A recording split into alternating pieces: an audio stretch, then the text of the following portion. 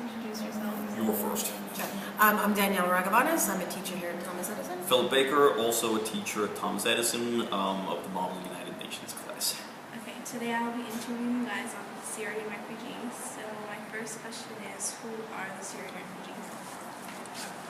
Syrian refugees, I think a lot of people would have a different answer to that question, but for me, it's very much residents of Syria who are fleeing the horrible situation that is happening there. Civil war has been going on for about 7-10 years, and these are people desperate to get out of there and find something better, and find safety.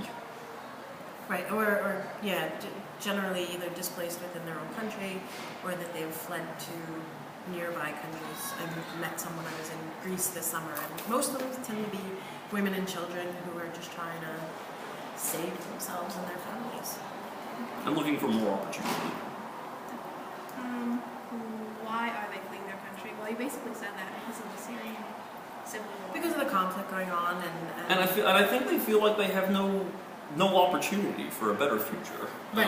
I think that's the thing. Businesses have been destroyed, their homes have been destroyed, there's no connection now to their homeland, there's no future economically, personally, so they're fleeing to rebuild. And it must be very frustrating for a parent to be in a situation where you want your child to have opportunity to do well, and there isn't any. Yeah. And I think that's probably the core of the situation. Okay. What are some of the conditions that they go through? At home or on their journey? Both. Okay. So at home, I think it's regular violence, something that they must get extremely accustomed to. What's happened in Aleppo, constant bombings, sieges, potential uses of chemical warfare, starvation, total lack of infrastructure. The damage is just no schooling. I mean, their entire lives are disrupted. Yeah. And then once they leave, it's the instability of where they're going to go and the how danger they're of the journey to get there, right? Yep. All the stories we've seen of the amount of people killed while crossing the Mediterranean, the incredibly insufficient methods of transport that they've used, whether it be rubber dinghies or whatever the case may be. The amount of people who've been lost in drownings in the Mediterranean is just horrendous. And then when they get there, they face these horrible conditions in refugee camps or just being homeless, sexual violence, predators, human trafficking, all of that's resulting once they get there. And having said that, then there's the kickback that we've seen across a lot of Europe Racism. and America, which is an increased xenophobia and racism.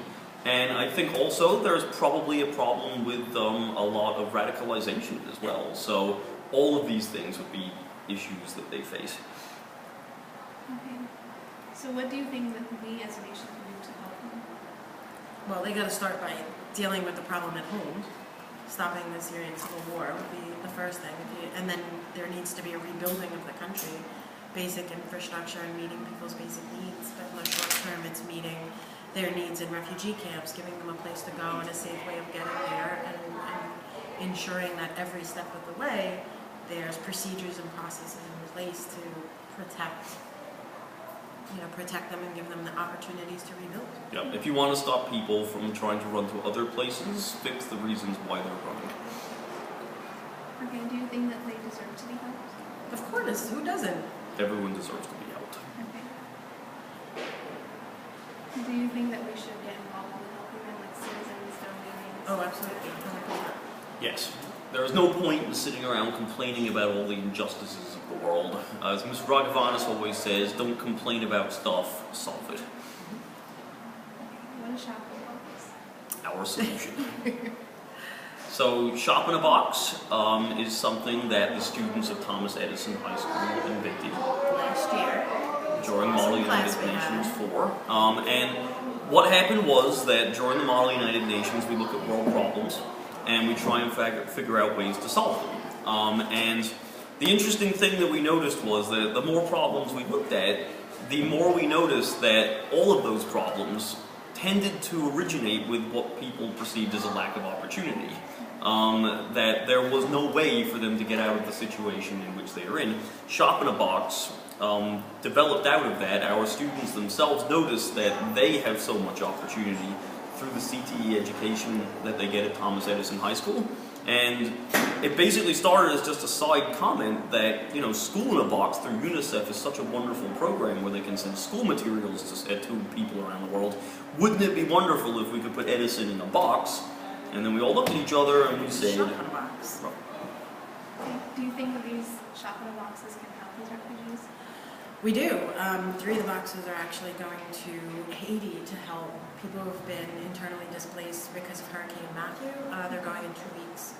And it's the robotics box, commercial arts, which is for post-traumatic stress disorder, and the medical assisting box. And that'll train them on the ground what to do in those situations and give them opportunities and train kids on how to use things like technology, or how to basic medical needs, or it allows them to be able to begin to discuss what they've gone through. And that really is the point. This will give you a way to fix things in your community, and B, it will give you a potential career path as well. There are so many people who have dragged themselves out of poverty through particular skill sets, and it's the kind of thing Edison teaches, and it's what Shop in a Box is all about. Okay. Lastly, what does education do with these refugees? Well, you said it gives opportunities. Yeah, it changes their entire future. It gives them a future. And it doesn't just do that for refugees, it does it for everybody. And that's what education should be, a path to the future. Thank you. Thank you.